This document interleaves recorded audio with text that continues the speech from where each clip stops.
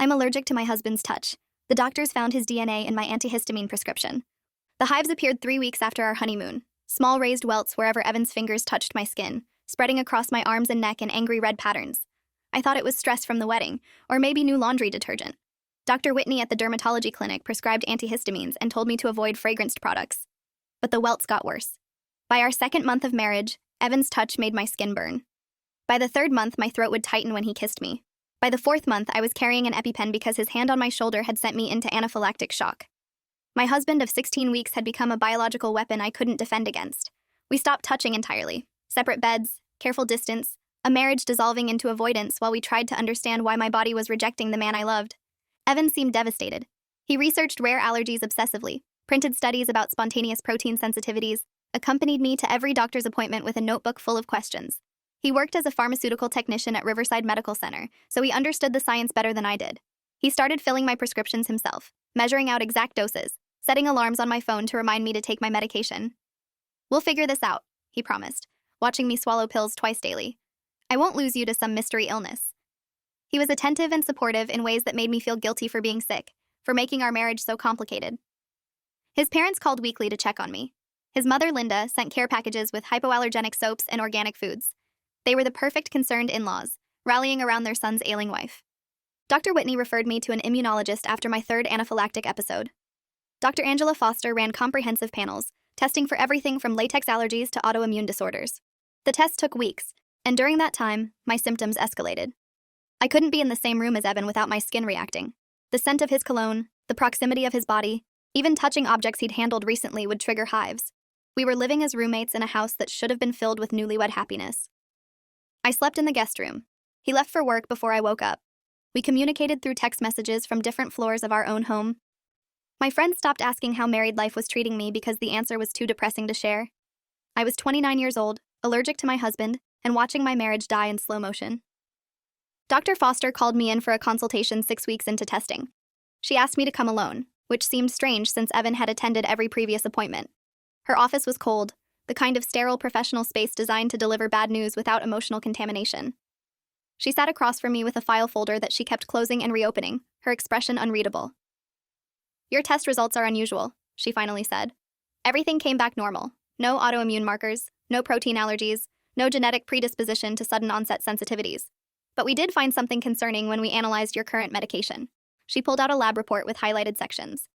"Your antihistamine prescription shows contamination, foreign biological material inside the capsules. We sent samples for DNA analysis as part of our investigation into why your symptoms keep worsening despite treatment." The words didn't make sense immediately. Contamination suggested manufacturing defects, maybe cross-contamination at the pharmacy. But Dr. Foster's expression told me it was worse than that. "The DNA analysis came back this morning," she continued. "The biological material in your medication is male. Human skin cells, sweat proteins, and trace amounts of sebum mixed directly into the antihistamine powder. We compared it against the samples we collected from your husband during the allergen exposure testing we conducted last month." She slid the report across her desk, and I saw Evan's name highlighted next to a column of numbers. "It's a definitive match. Your husband's DNA is inside your medication. Someone has been deliberately contaminating your prescriptions with his biological material. And based on the chemical analysis, there's an additional compound present, a sensitizing agent typically used in laboratory settings to induce allergic responses in test subjects." I felt my chest tighten, but this time it wasn't anaphylaxis. It was understanding crashing over me with sickening clarity. "You're saying someone put Evan's DNA in my pills?" My voice sounded distant, disconnected from my body. "Why would anyone do that?" Dr. Foster leaned forward, her hands folded on the desk.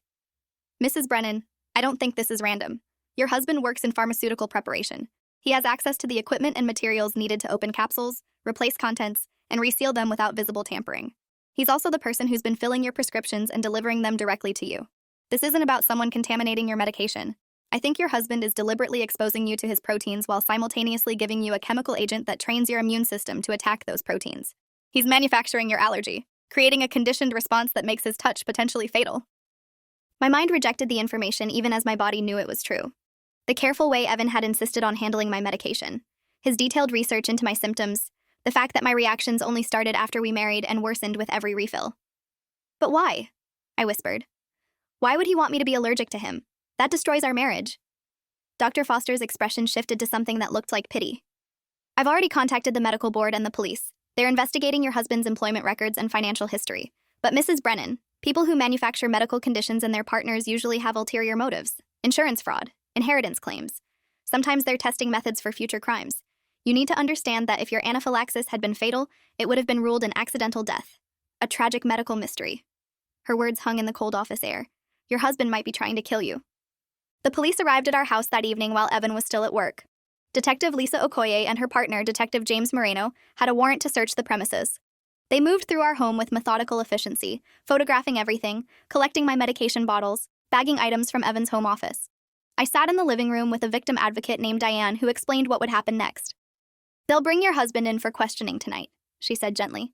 "You should stay somewhere else until we understand the full scope of what's been happening. Do you have family or friends you can call?"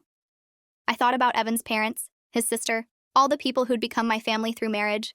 Could I call them and explain that their son might be systematically poisoning me? That the devoted husband they praised was potentially a murderer? My best friend Rachel arrived within an hour. She took one look at my face and pulled me into her car without asking questions we could discuss later. As we drove away from the house I'd shared with Evan for 4 months, I saw police cars pulling up. Through the rearview mirror, I watched officers approach my husband on our front lawn. Even from a distance, I could see his confusion, the way his body language screamed innocence. He looked like a man being falsely accused, not a criminal caught in the act. That was the moment I realized how good he was at pretending, how thoroughly he'd convinced everyone, including me, that he was the devoted spouse suffering alongside his sick wife. Rachel's apartment became my refuge while the investigation unfolded. She worked from home, so I was never alone, never forced to sit with my thoughts for too long. But the thoughts came anyway, relentless and brutal. Detective Okoye called me the next morning with an update. "We executed a warrant for the hospital pharmacy where your husband works. Mrs. Brennan, we found a private workspace in the compounding area where he'd been modifying your medications. There's equipment for opening gelatin capsules, scales for measuring powder, and containers of the sensitizing agent Dr. Foster identified. He kept detailed logs of the contamination process, tracking dosages and your symptomatic responses like a clinical trial." Her voice was calm and professional, but I could hear the underlying disgust. "We also found something else. A life insurance policy taken out on you 8 months ago, 2 months before your wedding. $2 million with double indemnity for accidental death. Your husband is the sole beneficiary. You didn't know about this policy?" I felt the floor drop away. "No, I didn't even know those policies existed. We never discussed life insurance." Detective Okoye continued. "We're reviewing his computer and phone records. His search history goes back almost a year. Queries about allergen sensitization, immune system manipulation, fatal anaphylaxis timelines, how to induce specific allergic reactions, whether allergic deaths are investigated as homicides. He researched your medical history before you started dating, specifically looking for any existing allergies or immune conditions he could exploit. When he found none, he started researching how to create them artificially." She paused, and I heard papers rustling. "Mrs. Brennan, this wasn't an impulse crime. Your husband spent months planning this. He studied the science, acquired the materials, and executed a long-term strategy to make you allergic to his touch while building a paper trail that would make your eventual death look like a tragic accident. The only thing he didn't account for was a doctor deciding to test your actual medication instead of just prescribing new treatments." The preliminary hearing happened 3 weeks later. I sat in a courtroom watching Evan enter in handcuffs, wearing an orange jumpsuit that seemed absurd on the man who used to kiss me goodbye every morning. His attorney, a sharp woman named Victoria Dane, argued that the evidence was circumstantial. Yes, her client had access to pharmacy equipment. Yes, he'd filled his wife's prescriptions, but there was no proof he'd deliberately contaminated them. The DNA could have transferred through normal handling. The sensitizing agent could have been present due to laboratory contamination. The research history showed a concerned husband trying to understand his wife's mysterious illness. "My client is being prosecuted for being a devoted spouse," she argued. "He's a medical professional who used his expertise to help his suffering wife. This is a witch hunt based on suspicious interpretation of innocent actions." The prosecution, led by Assistant District Attorney Kevin Wu, presented the evidence methodically. The pharmacy logs showing Evan requesting private time in the compounding area, specifically during hours when his shifts didn't require him to be there. Security footage of him entering the restricted workspace with my prescription bottles and leaving with them sealed. Testimony from other pharmacy technicians who'd noticed his secretive behavior and questioned why he was so protective of his wife's medications. The life insurance policy he'd taken out without my knowledge or consent. His computer history with searches for how long does allergen sensitization take, and can anaphylaxis be traced to intentional exposure, and undetectable methods of poisoning. The judge, a stern woman in her 60s named Judge Francine Novak, reviewed everything with an expression that grew increasingly disturbed. "This is enough for trial," she said finally. "Bail is set at $500,000. Evan's parents posted bail within days. Linda and Robert Brennan were wealthy, retired early from successful careers in real estate. They believed their son was innocent, told anyone who would listen that I was mentally unstable, possibly fabricating the entire thing for attention or money. Linda called me once, her voice shaking with anger. You're destroying our son's life because you have some rare medical condition you want to blame on someone. Evan loved you. He took care of you. And this is how you repay him? By making him a monster? I tried to explain about the DNA evidence, the contaminated medication, the life insurance policy. She hung up before I finished. The narrative they constructed was compelling. A sick woman with unexplained allergies, a devoted husband trying to help, and investigators seeing malice where there was only misfortune. They hired Victoria Dane, one of the best defense attorneys in the state, and prepared for a trial they were confident would exonerate their son. The investigation continued while we waited for the trial date. Detective Okoye discovered that Evan had gambling debts totaling over $300,000. He'd been betting on sports through illegal bookmakers, losing consistently, getting deeper into debt with people who didn't accept payment plans. The timeline aligned perfectly. His gambling had escalated 18 months ago. The debts had become critical a year ago. That's when he'd started researching allergies and immune system manipulation. He'd met me at a hospital charity event 9 months ago, pursued me aggressively, proposed after 3 months of dating. The life insurance policy was purchased 2 months before our wedding. Around the same time, he started acquiring the sensitizing agents he'd later use to contaminate my medication. He targeted you, Detective Okoye explained during one of our meetings. You had a good job as a software engineer, solid savings, no family history of complicated medical conditions. You were healthy, insurable, and trusting. The perfect victim for an insurance fraud scheme disguised as a tragic medical mystery. I thought back to our courtship. How Evan had seemed almost too perfect, too attentive, too eager to commit. I'd attributed it to chemistry, to finding someone who valued me after years of bad relationships. Now I saw it for what it was. Calculation. A predator identifying vulnerable prey and executing a plan with patience and precision. He'd learned everything about me. My lack of close family after my parents died in a car accident when I was 25. My small social circle focused on work and a few close friends. My trusting nature and tendency to see the best in people. He'd crafted a persona designed to make me feel safe, loved, and dependent on him. Then he'd married me and started the slow process of killing me in a way that would look like nature's cruelty rather than his own. The trial began on a cold morning in March, 6 months after my first hives had appeared. The courtroom was packed with media, curious observers, and Evan's family sitting in the front row behind the defense table. I sat with Rachel and Detective Okoye, my hands shaking as the jury was brought in. Kevin W.'s opening statement was methodical and devastating. He walked the jury through the timeline, showing how each piece fit together into an undeniable pattern. The gambling debts, the targeted courtship, the life insurance policy, the research into allergen sensitization, the contaminated medications, the escalating symptoms that would have eventually killed me if Dr. Foster hadn't decided to test my actual prescriptions instead of just adjusting dosages. The defendant didn't attack his wife with a gun or a knife, Kevin said. He attacked her with her own immune system. He turned her body into a weapon against itself, and he did it slowly, carefully, with the patience of someone who understood that the best murders look like accidents. Victoria Dane's opening statement painted Evan as a victim of circumstantial evidence and prosecutorial overreach. My client is a medical professional who dedicated himself to helping his wife through a mysterious illness. Yes, he had gambling debts. Many people struggle with addiction. Yes, he researched his wife's condition extensively. That's what loving spouses do. Yes, he filled her prescriptions personally. He worked in a pharmacy and wanted to ensure she received the best care. The prosecution wants you to see sinister intent in normal actions. They want you to believe that a man who cried himself to sleep every night watching his wife suffer was actually orchestrating that suffering. But the evidence doesn't support that narrative. It supports a tragic medical situation and a husband who did everything he could to help, only to be rewarded with false accusations and destroyed reputation. The prosecution called Dr. Foster first. She testified about the contaminated medication, the DNA analysis, the presence of sensitizing agents that had no legitimate medical purpose in an antihistamine prescription.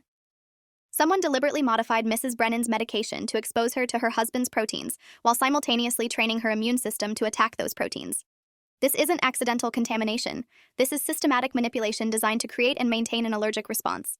And based on the escalating doses of sensitizing agent found in her prescription bottles over a 4-month period, whoever was doing this was building toward a fatal reaction. They were conditioning her body to eventually go into anaphylactic shock severe enough to cause death. Victoria Dane's cross-examination tried to introduce doubt. Dr. Foster, is it possible the contamination occurred at the manufacturing level, that multiple patients might have received compromised medications? Dr. Foster shook her head. We tested other medications from the same manufacturing batches. They were clean. Only Mrs. Brennan's prescriptions showed contamination, and only prescriptions filled by the defendant at his specific workplace. The pharmacy director testified next, explaining that Evan had requested unusual access to the compounding area, claiming he wanted to prepare specialized formulations for his wife's complex condition. He was very protective of her medications. He insisted on being the only technician to handle them, which violated our normal protocols about double-checking and verification. When I questioned him about it, he said his wife's case was delicate and he didn't trust anyone else to get the dosages right. At the time, it seemed like devotion. Now it looks like he was hiding something. Security footage played on screens throughout the courtroom, showing Evan entering restricted areas with my prescription bottles, spending significant time alone with equipment designed for modifying medications, then leaving with the bottles resealed. In one clip, he looked directly at the camera, his expression calculating rather than concerned. That image would haunt me for years. Detective Okoye presented the financial evidence: the gambling debts, the desperate phone calls to bookmakers asking for more time, the threats from people Evan owed money to. He needed capital quickly, and his wife's life insurance policy provided a solution. $2 million would clear his debts with enough left over to start fresh. All he had to do was create a medical condition that would eventually kill her in a way that looked natural. She showed the jury Evan's search history, dozens of queries about untraceable poisoning methods, allergen-induced death, and investigation protocols for unusual medical deaths. This wasn't a man researching his wife's illness to help her. This was a man researching how to commit the perfect murder. Victoria Dane objected repeatedly, arguing that search history alone didn't prove intent. But the jury's faces showed they were connecting the dots Kevin Wu had laid out so carefully. The defense called Evan's colleagues from the hospital, people who testified about his professionalism and dedication.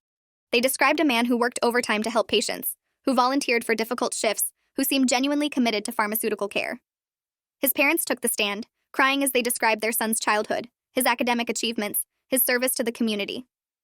Evan is not capable of hurting anyone, Linda sobbed. He's being crucified for having financial problems and for trying to help his wife through a terrible illness. This is a tragedy of misunderstanding, not evidence of murder.